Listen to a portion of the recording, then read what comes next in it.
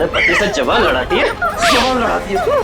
काकी, हाँ अब आपके घुटनों में दर्द तो नहीं है ना? हाँ बेटा, तूने जो घुटनों के लिए दवा दिया था ना, उससे मेरा घुटना बिल्कुल ठीक हो गया। नमस्कार। नमस्कार, कैसे है? बस ठीक है। हाँ, बड़ी बड़ी बड़ी। ये नीता जी है, नमस्कार। ये नमस्ते। इस चाल में रहते हैं। हाँ आइए।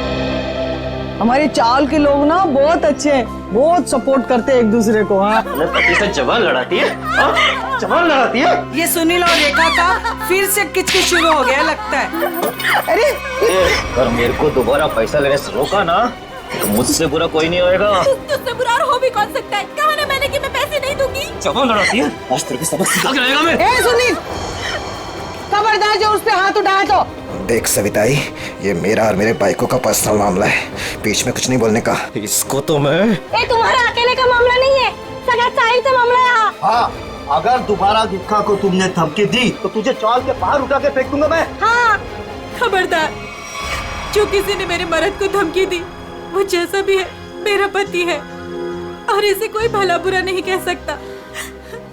सुना तुमने? तुम्हारे इतने जुल्म बर्दाश्त करने के बावजूद भी ये अपना पत्नी धर्म निभा रही। क्या तुम एक पति होने का कर्तव्य पूरा कर पा रहे हो? देख, अगली बार ना तूने इस पे हाथ भी उठाया या उंगली भी उठाई ना, तो तेरे को मैं जेल में भिजवा दूंगी, समझा?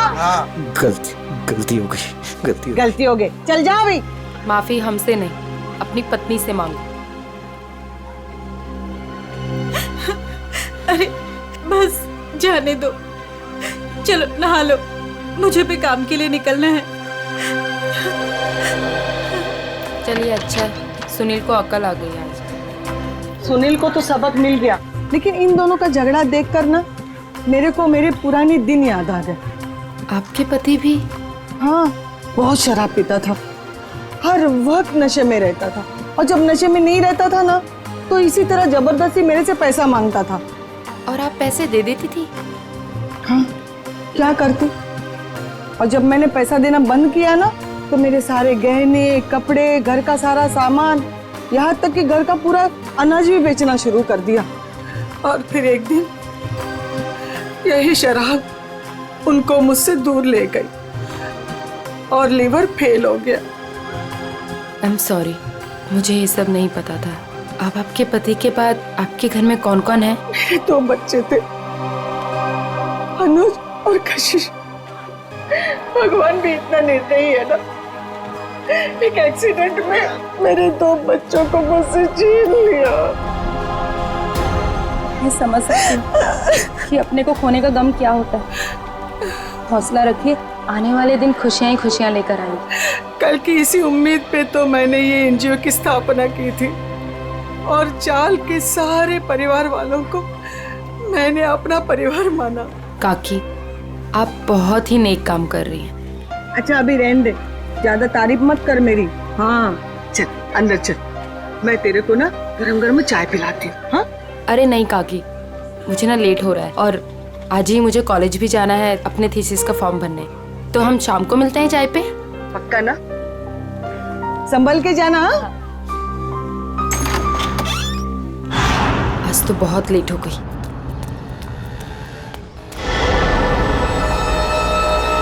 ये तो वही लड़का है, आज तो इस रोमियो को सबक सिखा कर रहूंगी। हेलो ओ मिस्टर, हेलो, रुक, कब से मेरा पीछा कर रहा है? रुक, भागता कहाँ है? रुक। भाग गया, पता नहीं कहाँ से आ जाते हैं। पर सविताई, मुन्नी को स्कूल भेजकर क्या फायदा? बाद में उसे शादी करके चूल्हा चौका ही तो संभालना है। यही तो गलत मानसिकता है उर्मिला। शिक्षा ग्रहण करने के लिए जितना अधिकार लड़कों का है ना, उतना ही लड़कियों का भी है। आज हमारे देश में ज्यादातर परिवारों में महिलाएं उतना ही आर्थिक सहयोग देती है जितना कि पुरुष। क्यों नीता, मैंने ठीक कहा ना? बिल्कुल कहा। आज के जमाने में स्त्री का अस्तित्व उसके पिता या पति पे निर्भर नहीं करता। लड़की को भी पूरा अधिकार है कि वो अपनी पहचान बना सके और समाज के साथ कंधे से कंधा मिलाकर आगे बढ़ सके। क्या बात है, आप दोनों के विचारों से हम सब सहमत हैं। हाँ तो मुन्नी का स्कूल जाने का पक्का हो गया। हाँ, ये फिर से यहाँ आ गया। लगता है इसको सुबह की डांट का कुछ असर नहीं हुआ। कौन है ये नीता, तुम जानती हो? नहीं काकी, पता नहीं कौन है और कहाँ से आया है, लेकिन रोज मेरा पीछा कर रहा है। अरे पहले क्यों नहीं बताया? चलो जमकर खबर लेते हैं आज इसकी। चलो चल चल चल। हेलो, तुम मेरा पीछा करते करते यहाँ तक आ गए। क्या कर रहे हो? चाहते क्या हो?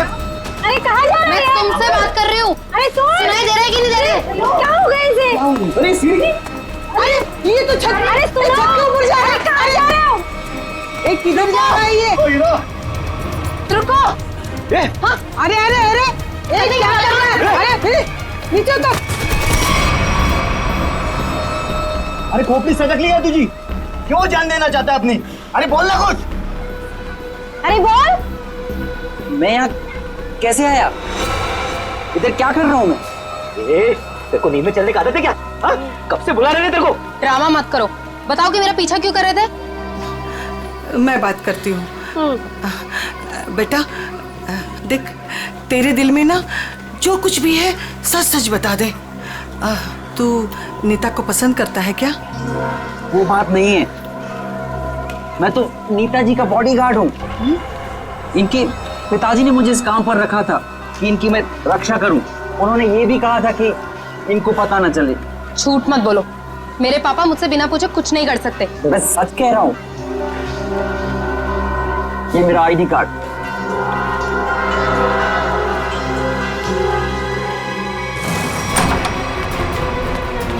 अरे नीता बिटिया, अरे अभी हम तुम्हारे बारे में ही बात कर रहे थे। नमस्ते अंकल। नमस्ते बेटा। क्या बात है बेटा, अंकल से नमस्ते और पापा से हेलो हाय कुछ भी नहीं? मैं आपसे बहुत नाराज हूँ। ऐसा मैंने क्या कर दिया? आप जानते हैं ना कि मैं मंगलावाड़ी चौल में अपनी रिसर्च कर रही हूँ। मुझे उन लोगों के रहन सहन, उनका गुजर बसर वो सब जानना है, इसलिए तो मुझे उनके बीच में रहना पड़ रहा है। हाँ बेटा, तो मैंने आपको अनुमति दे तो दी थी ना चौल में रहने की। अनुमति दी, वो ठीक है, लेकिन वो बॉडीगार्ड, वो मेरे पीछे क्यों आ जाता है बार बार? देखो बेटा, मैंने बॉडीगार्ड इसलिए रखा था कि मैं चैन की नींद सो सकूं और मुझे यकीन रहे कि मेरी बिटिया वहां पर सुरक्षित है। पापा, मैं कोई बच्ची थोड़ी हूँ, अपनी देखभाल कर सकती हूँ। शेखर अंकल, समझाइए ना पापा को। पापा के लिए तो तुम हमेशा बच्ची ही रहोगी। 50 साल की हो जाओगी ना तब भी। आप भी ठीक है, आप भी ना पापा की तरफदारी कर लो। अरे नहीं नहीं बेटा, हम तो आपकी ही तरफ हैं। देखो रतन, ये अच्छी बात नहीं है भाई। नीता बिटिया को उसकी पर्सनल स्पेस मिलनी चाहिए। लेकिन शेखर, तुम्हें तो पता है ना शहर में जुर्म कितने बढ़ गए। अब मैंने एक बॉडीगार्ड रख लिया तो कौन सा पहाड़ टूट गया यार। मुझे ना आपसे कोई बहस नहीं करनी। कल मेरा जन्मदिन है और ये मेरा जन्मदिन का गिफ्ट कि नो बॉडीगार्ड। अरे हाँ, कल तो नीता बिटिया का जन्मदिन है। अरे यार, मैं तो बिल्कुल भूल ही गया था। लेकिन मैं कैसे भूल सकता हूँ मेरी प्यारी प्यारी बिटिया का जन्मदिन। मैंने जन्मदिन की खुशी में एक बहुत बड़ी पार्टी रखी है। पार्टी? ठीक लगा ना बेटा? Happy birthday Neeta. Thank you so much, please enjoy. Neeta बेटा, जन्मदिन की ढेर सारी शुभकामनाएं। भगवान करे तुम्हें मेरी भी उम्र लग जाए। थैंक यू सो मच काकी। पापा, ये सविता काकी है, मैंने बताया था ना आपको इनके बारे में। हाँ, नमस्ते नमस्ते। हमारी बेटी आपकी बहुत तारीफ करती। आपकी बेटी भी बहुत बहुत अच्छी है। Thank you very much. ये है मेरे बिजनेस पार्टनर शेखर। नमस्ते। नमस्ते, आपसे भी मिलकर बहुत खुशी हुई। मुझे भी बहुत खुशी हुई आपसे मिलकर। Ankit, many happy returns of happy birthday. Thank you so much. अरे sir, looking handsome sir. Thank you. अच्छा सर, कल हमारे नए प्रोजेक्ट की मीटिंग फिक्स हुई है, सुबह 10 बजे। 10 बजे? Okay done. हेलो जी, ये मेरी बर्थडे पार्टी है, आपका ऑफिस नहीं, तो ये जो अपना काम है ना ऑफिस तक ही रखिए। सॉरी बेटा, सॉरी। आई एम सॉरी, आज काम की कोई बात नहीं हो गई, ठीक है। चलो अब केक काटें। पापा बस एक मिनट, छोटा सा सरप्राइज है। रामू, श्याम, जल्दी से सारे मेहमानों के चश्मे ले आओ। चश्मे? चश्मे? ये देखिए, रंग बिरंगे चश्मे। तो आज का थीम है गॉगल्स, तो ये सबको तुम्हें ड्रेस से मैच कर रहा है ना। मैं अभी नहीं लगाऊंगी, मैं केक काट लिए बाद लगाऊंगी। चलो चलो केक काटते हैं। हाँ।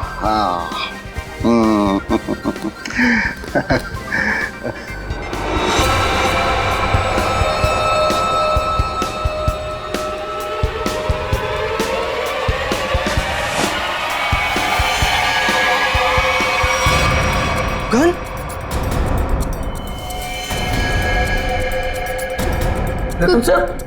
रतन ये क्या कर रहा है यार? गोली लग गई। ये असली की नकली यार। Good bye Shekhar. Ratan good bye रतन।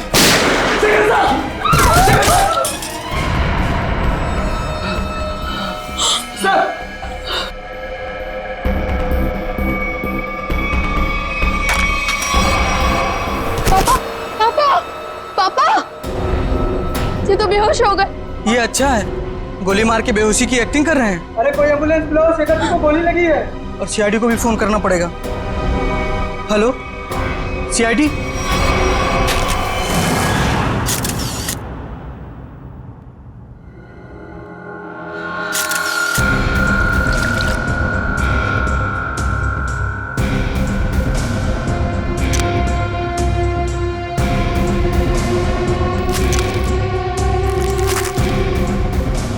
गोली सीधे सीने पे मारी गई है।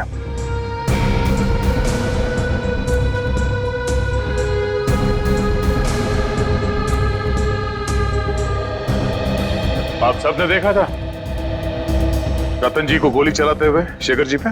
हाँ सर, हम तो हक्के बक्के रह गए ये देख के। इतनी अच्छी पार्टी चल रही थी, सब कितना एंजॉय कर रहे थे। पता नहीं अचानक रतन जी को क्या हो गया, उन्होंने गोली चला दी।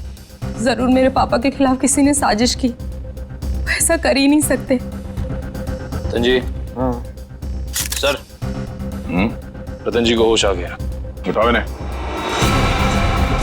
ये उठिए, चलिए उठिए। शेखर को क्या हो गया? सर क्यों भारी हो रहा है? पहले खून कर दिया इनका, अभी सर दर्द का बहाना कर रहे हो? हाँ, ये नाटक बंद करो, उठाओ।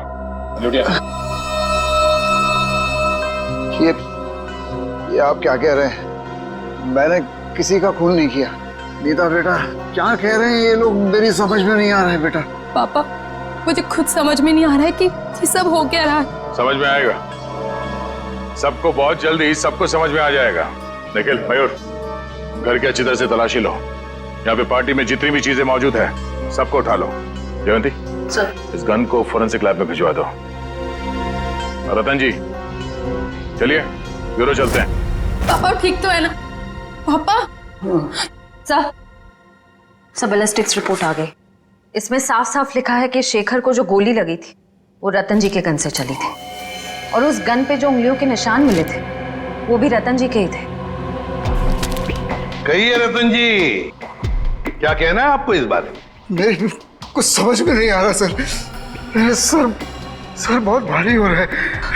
ऐसा लग रहा है जैसे किसी गहरी नींद से जागा हूं मैं।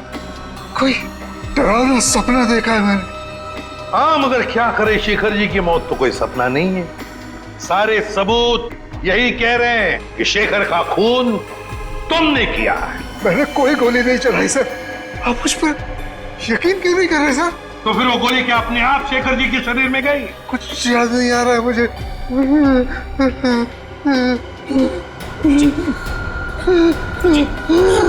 जी, मैंने कहा था ना आपसे कि मेरे पापा दिल के मरीज हैं, उन्हें टेंशन मत दीजिए। सर मैं एम्बुलेंस को फोन करता हूँ।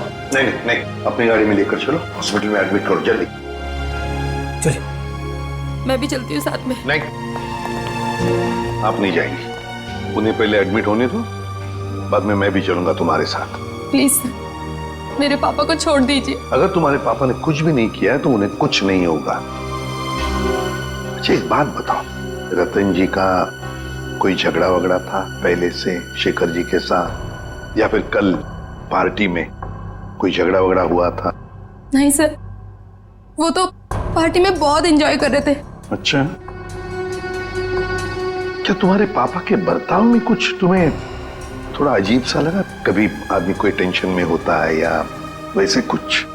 हाँ सर, कोई झगड़ा तो नहीं हुआ था, लेकिन उनका मूड थोड़ा सा चिड़चिड़ा था और वो शेखर अंकल को कुछ कह भी रहे थे। तुमने काम सही से नहीं किया, वो वापस आ गया। वो वापस आ गया? ये कौन? सर नाम तो नहीं लिया था। अच्छा, ये बातचीत कब हुई थी दोनों के बीच? कल हुई थी, एनजीओ से लौटने के बाद। एनजीओ? कौन सा एनजीओ है ये? मेरी बड़ी बहन सानिया की मौत के बाद पापा ने एक एनजीओ खोला था, जहाँ पे हम गरीब लोगों को रोटी, कपड़ा और रहने के लिए छत देते हैं। कहाँ है ये एनजीओ? नमस्कार साहेब, मी कपिल, यहाँ एनजीओ मॅनेजर आहे। आप ये बताएंगे कि इस एनजीओ में आप कब से काम कर रहे हैं? पहले दिन से, जब रतन जी ने सानिया मैडम की याद में इस एनजीओ की स्थापना की थी। फिर तो आप काफी करीब से जानते होंगे शेखर जी और रतन जी को। हाँ जी, एनजीओ में काम करने वाले सभी लोगों को अपना परिवार का सदस्य मानते थे। हमेशा आकर हमसे हमारे सुख दुख के बारे में पूछते थे और अपने सुख दुख बांटते भी थे। ये तो बहुत अच्छी बात है। फिर तो आप ये भी जानते होंगे कि शेखर जी और रतन जी के बीच में किस बात को लेकर टेंशन चल रही थी? नहीं साहब, ऐसा कहीं ना थे। वो दोनों बिजनेस पार्टनर कम और भाई समान ज्यादा थे। भाई समान थे? तो फिर रतन जी ने शेखर जी का खून क्यों कर दिया? जरा दिमाग पे जोर डालिए और सोच के बताइए कि शेखर जी और रतन जी के बीच में कुछ झगड़ा हुआ था या कुछ बहस हुई थी? ऐसा कई साले नहोते। लेकिन रतन जी की बेटी बता रही थी कि रतन जी और शेखर जी आपस में कुछ बातें कर रहे थे कि कोई आया है। कौन वापस आया है, कुछ पता है आपको? हाँ, वो ये दोनों यहाँ बात कर रहे थे इसके बारे में, जब मैंने उस अजीब घटना के बारे में बताया उन्हें। अजीब घटना?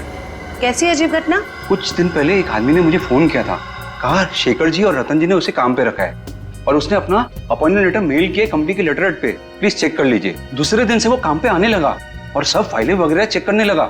कौन सी फाइलें चेक कर रहा था? सारी फाइलें, टैक्स की फाइलें, अकाउंट्स की फाइलें, और हाँ, रतन जी और शेखर जी के जिंदगी के बारे में काफी सवाल पूछे।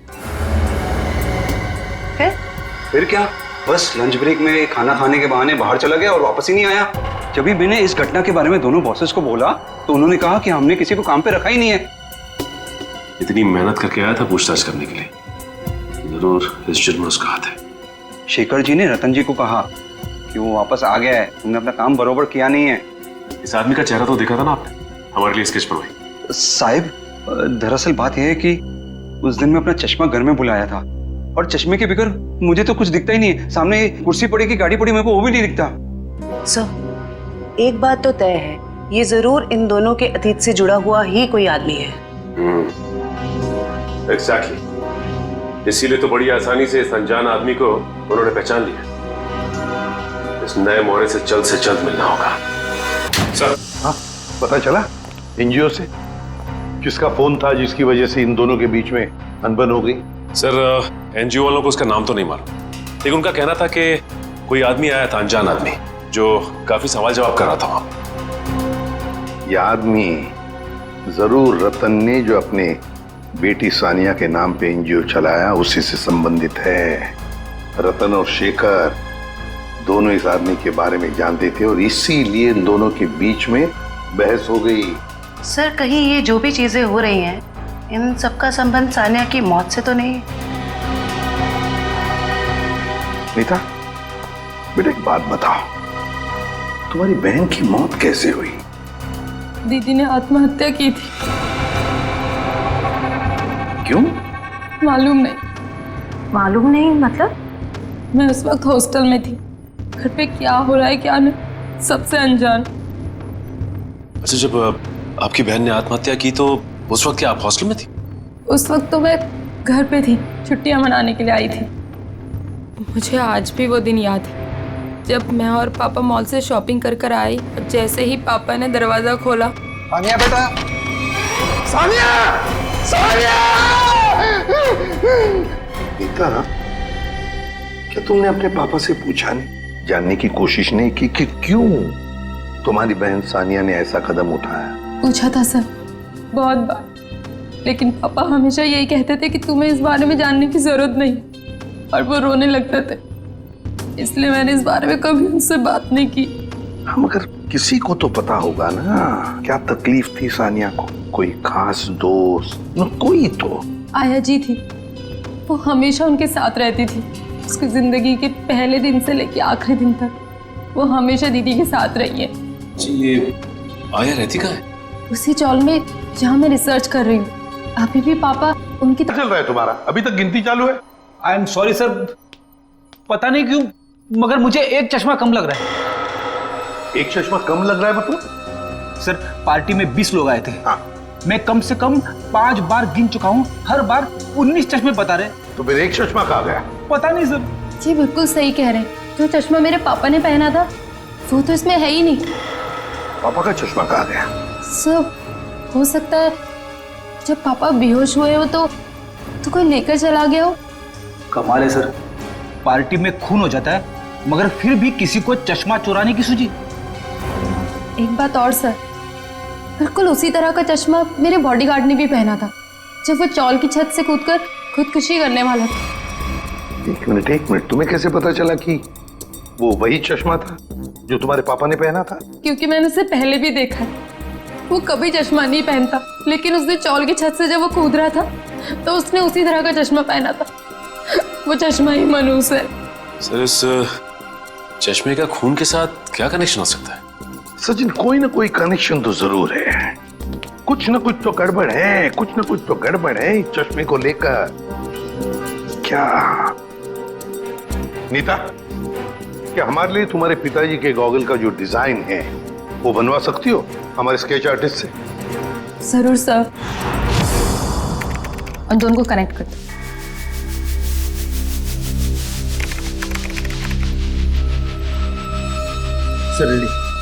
ठीक है, थैंक यू। कमाल का डिजाइन है ये इस चश्मे का। सर ये चश्मा तो कस्टम मेड लगता है, क्योंकि रेडीमेड चश्मों की डिजाइन ऐसी नहीं होती। हाँ श्रेया, ये ऑर्डर दे के डिजाइन देकर बनाया गया चश्मा है ये। पता लगाना पड़ेगा शहर में ऐसी कौन सी दुकानें हैं, कितनी दुकानें हैं जो इस तरह के चश्मे बनाती हैं। फिर सानिया की आया के बारे में भी पता लगाना पड़ेगा। हेमलता जी। कौन है? आप सानिया की आया थी ना? हाँ, पर आप लोग? देखिए हम सीआईडी से। सीआईडी? माफ करना माँ जी, हम लोग ने आपको परेशान किया। ठीक है बेटा, दिवस भर में आराम ही करती हूँ, पर आप लोग यहाँ कैसे? देखिए हिमलता जी, आप सानिया की आया रही बचपन से, है ना? और फिर सानिया ने आत्महत्या भी की, ये तो आप जानती ही हैं। हम ये जानना चाहते हैं कि क्यों सानिया ने क्यों आत्महत्या की।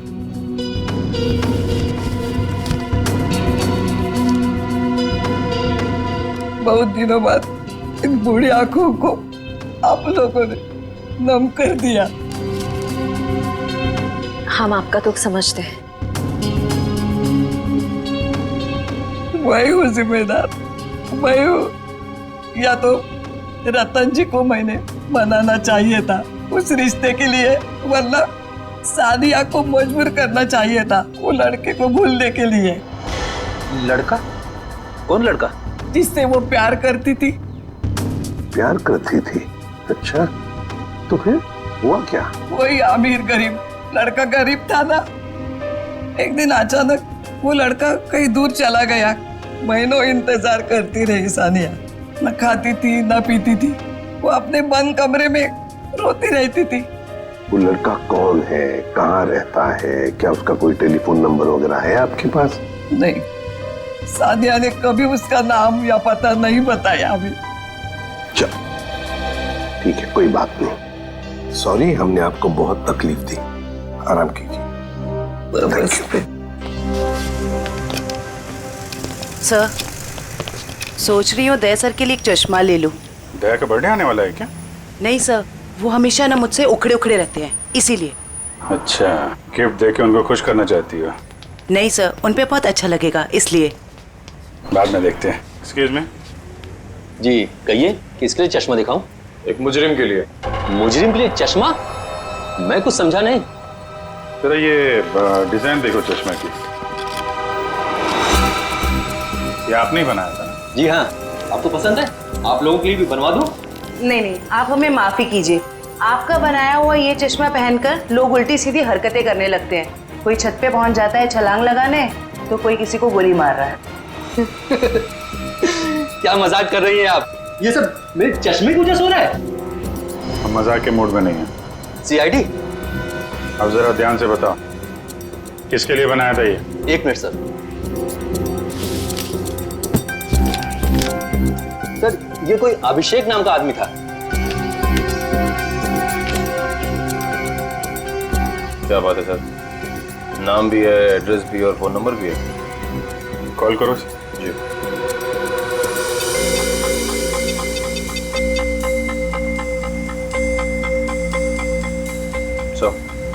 नंबर गलत है। गलत? लगता है एड्रेस भी गलत है। दिल दरिया कॉलोनी। दिल दरिया कॉलोनी कभी सुना है आपने? कहीं कहाँ पे है मुंबई में? सॉरी सर, मैंने एड्रेस ठीक से देखा नहीं था। आंखों का बिजनेस करते हो तुम? आदमी को तो देखा होगा ठीक से। दरअसल सर, मैं उस वक्त दुकान पर नहीं था।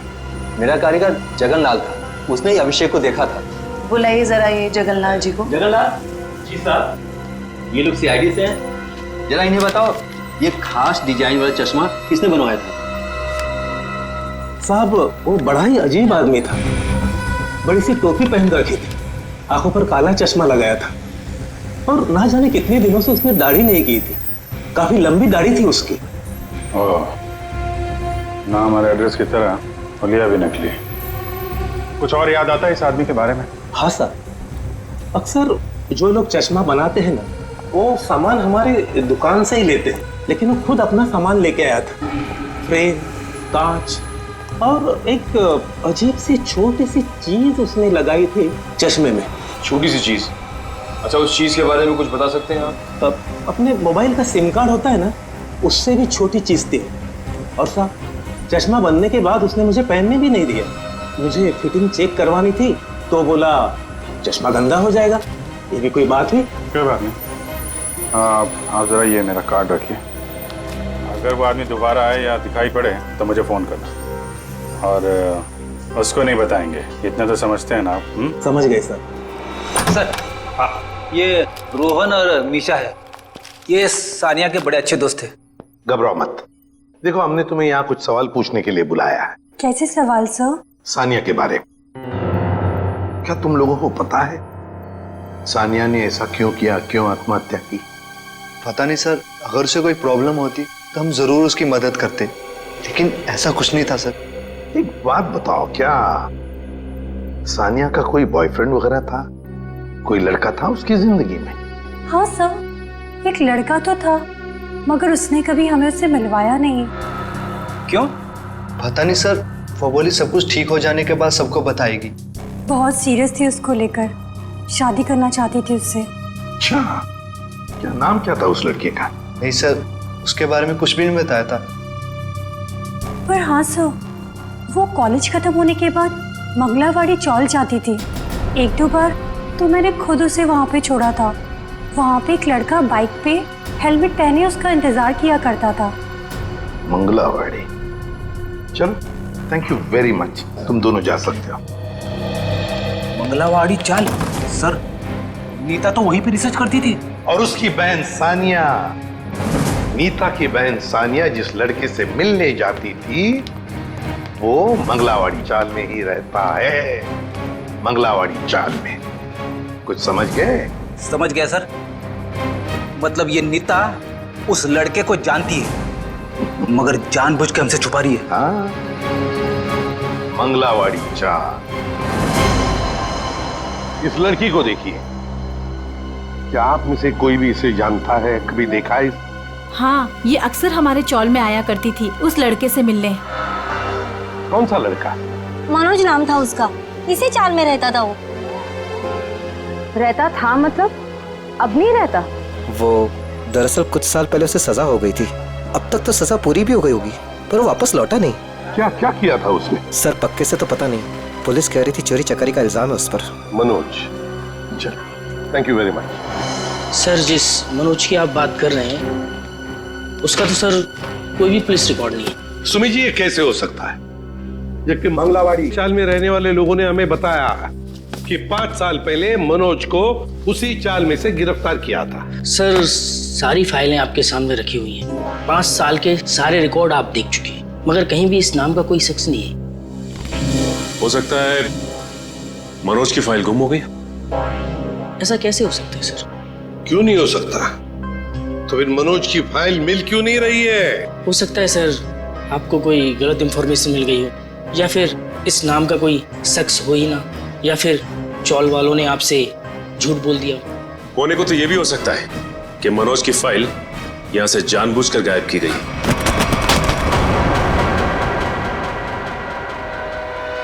रवि जी, क्या हुआ? तबीयत बिगड़ गई क्या? ये अचानक पसीना क्यों आने लगा? अरे कांपने क्यों लगे तुम? और अचानक ये फाइल छूट कैसे गई तुम्हारे हाथ से? नहीं सर, ऐसी कोई बात नहीं है। हमसे कोई भी कुछ भी छुपा नहीं सकता। बताओ क्या बात है? भागता किधर? लगता है सर ये बिना दवा खाए इसकी बीमारी ठीक होगी नहीं।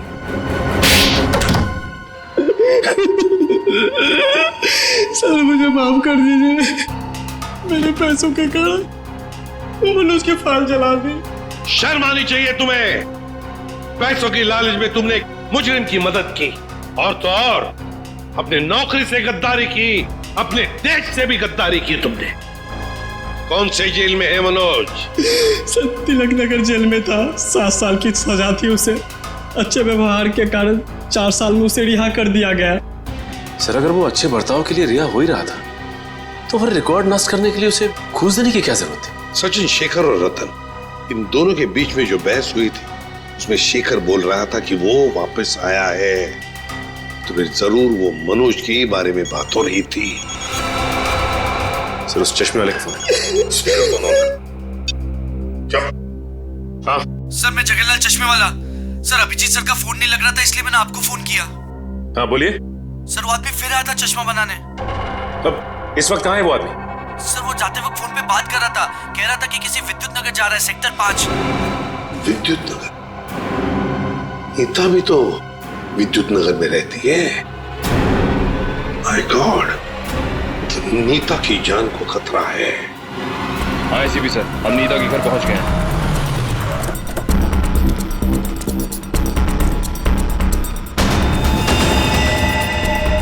ओह नो, ये नीता छत पे क्या कर रही है? इसे रोकना होगा। नीता!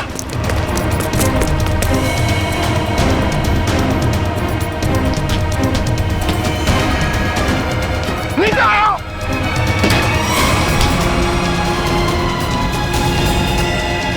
तो हटो।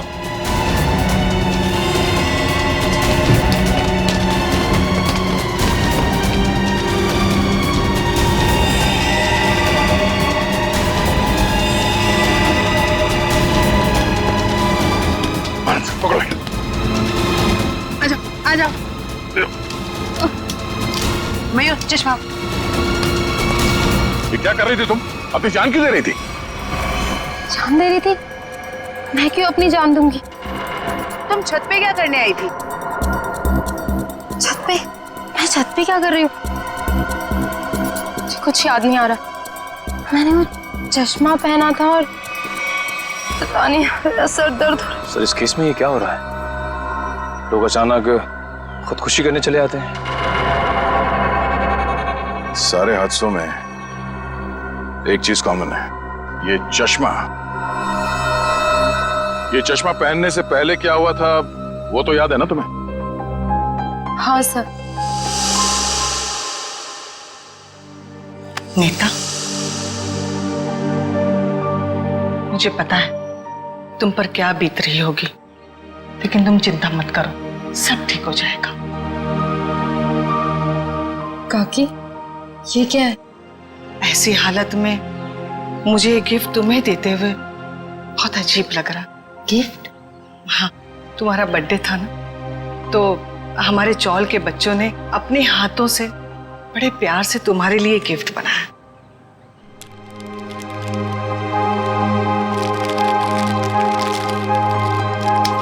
चश्मा?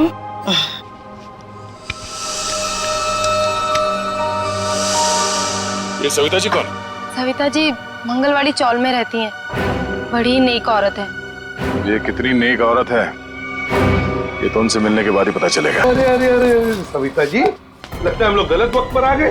कहीं जा रही थी आप? हाँ, वो कुछ जरूरी काम आ गया था, इसलिए मैं कलकत्ता जा रही हूँ।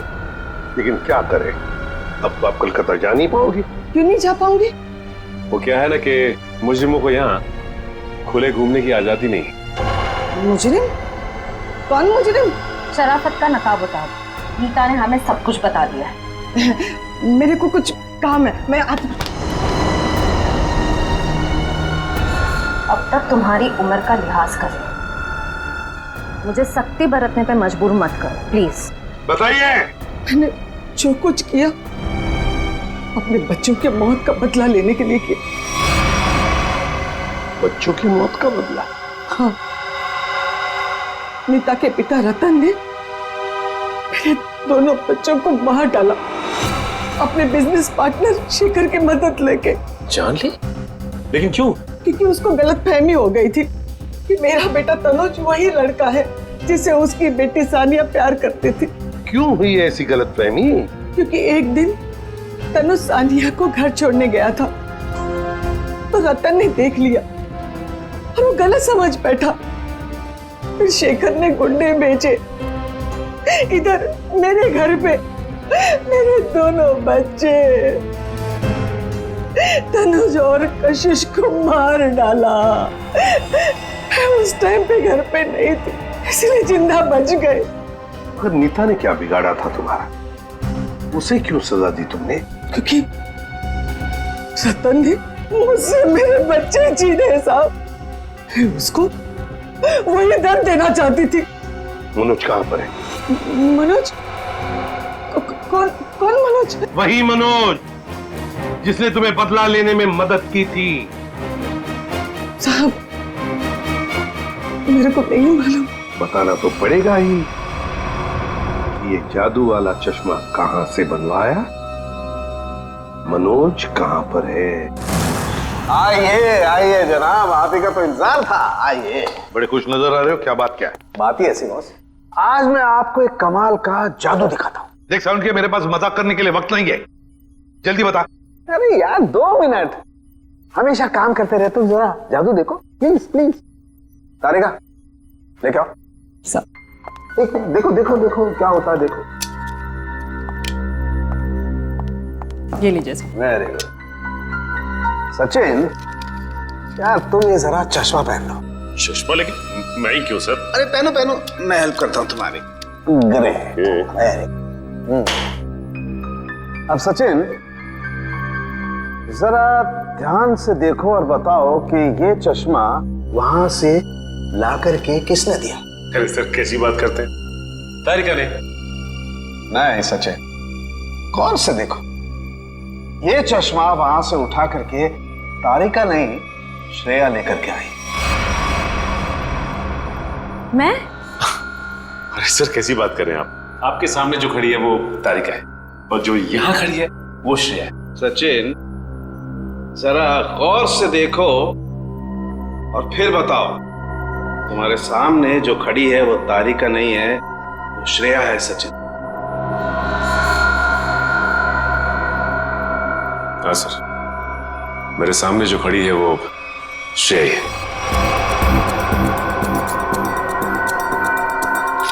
सचिन ये मेरी गन लो और तुम्हें इस गन के साथ क्या करना है सचिन तुम जानते हो ना? हाँ सर, मुझे अच्छी तरह से मालूम है कि इस गन के साथ क्या करना है। सड़के कुछ नहीं होगा। सड़के ऐसी मजाक मत कर प्लीज, बिलीव मी। हाँ सचिन, तो पता है ना तुम्हें क्या करना है इस गन से? हाँ सर, पता है।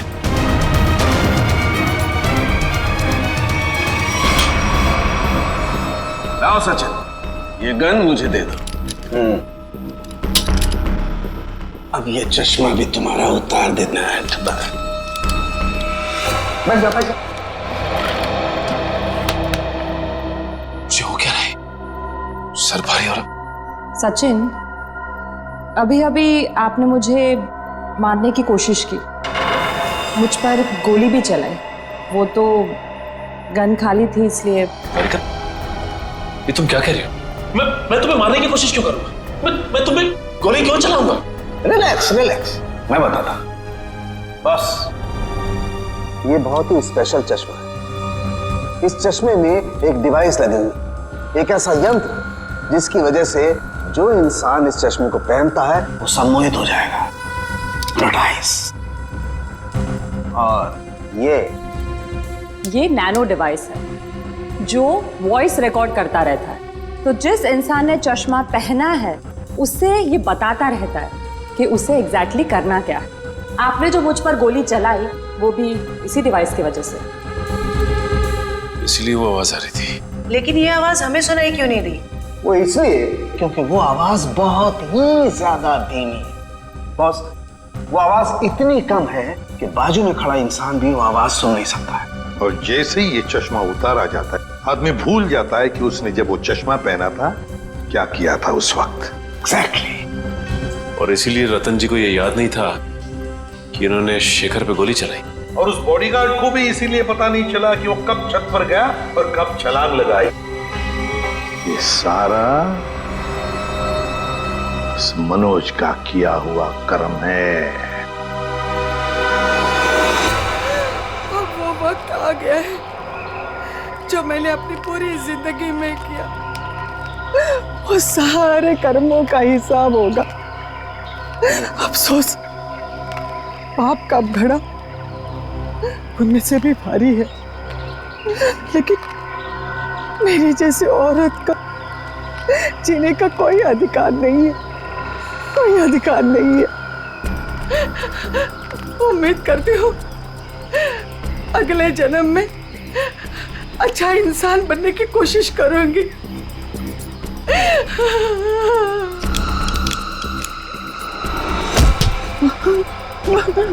ये क्या कर रही है? उतार चश्मा उतार। मेरा बच्चा आ गया। तूने जहर पिया? आई, ये क्या किया तूने? मेरे को नहीं पता मैंने ऐसा क्यों किया। बेटा मेरे को माफ कर दे, हमारे साथ इतना ही था। नहीं आई नहीं, आई। जिस किसी ने भी तेरे साथ ऐसा किया है माँ, तेरी कसम उसे छोड़ूंगा नहीं मैं। अब पता चला किसी अपनों पर वो मौत का चश्मा लगाने के बाद कैसे लगता है। चलो अब तुम्हारे आंखों पे कानून का चश्मा चढ़ाते हैं। कहाँ भाग रहे हो? रुक, सचिन उधर से पीछे जाओ उसके।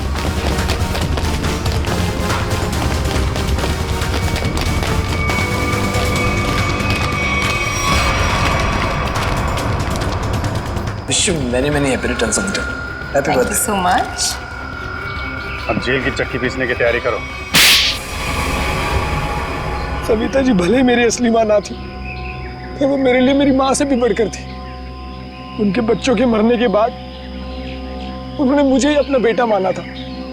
मतलब तनुज और कशिश के बाद? हाँ, उन दोनों बच्चों की मौत कोई हादसा वादसा नहीं थी, बल्कि उनका खून हुआ था, जिसे किया था नीता के पिता रतन कुमार ने। और मुझे झूठे रॉबरी के केस में फंसाया भी उन्होंने ही था। इसलिए मैंने प्लान बनाया, बदला लेने का प्लान। और रतन की कंपनी में ही नौकरी कर ली, लेकिन रतन ने तुम्हें पहचाना नहीं?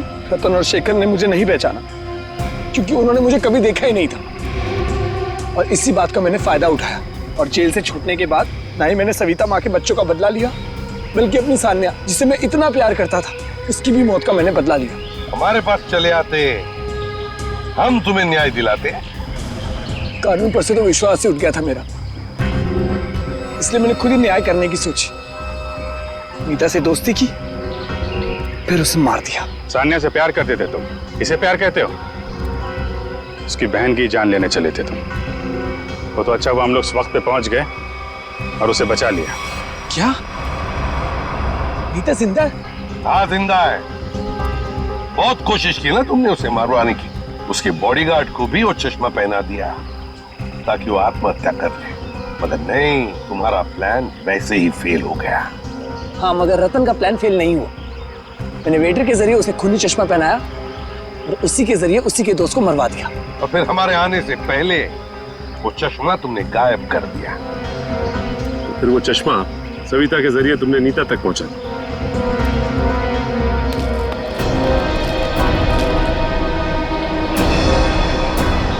माँ तू जिंदा? मैं जिंदा हूँ। मेरे को माफ कर दो मनोज बेटा, ये सब कुछ मुझे सीआईडी को बताना पड़ा। इन्होंने जो कुछ भी किया हमारे कहने पे किया।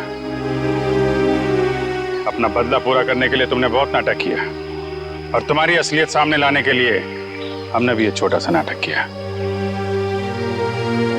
क्या मिला तुम्हें? इस बदले की आग ने तुम्हें कहां से कहां पहुंचा दिया। अब जेल की सलाखों के पीछे सड़ते बैठना। कानून तुम्हें कड़ी से कड़ी सजा देगा। शायद